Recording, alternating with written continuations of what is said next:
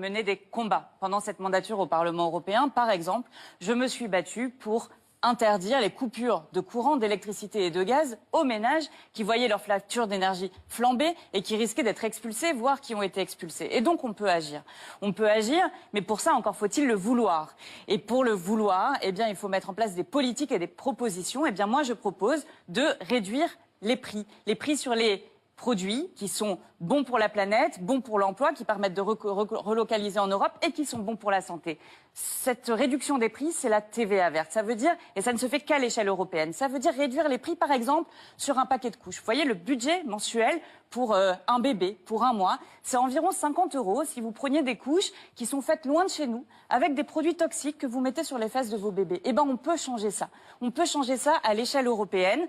Si vous voulez un paquet de couches qui soit fait en Europe sans produits toxiques, c'est 15 à 20 € de plus. Eh bien, avec cette TVA verte, avec cette réduction de la TVA, on peut permettre à tout le monde d'avoir accès à des couches qui sont bonnes pour ses enfants et qui soutiennent l'emploi en Europe. Et donc, c'est dans cette direction-là qu'il faut aller.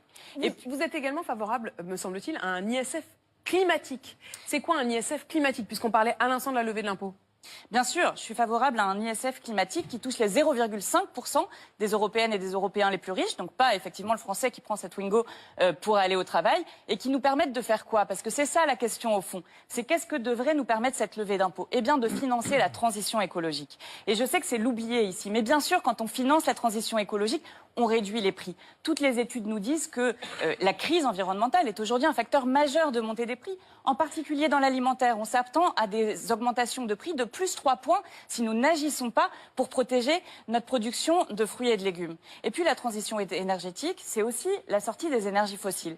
Et je sais que sur ce plateau, on raconte régulièrement beaucoup de mensonges en disant qu'il y a des énergies qui seraient moins chères que d'autres, par exemple le nucléaire. Alors, pour ramener un petit peu de raison autour de ce plateau, j'ai ramené ce graphique. Alors pardonnez-moi de le montrer.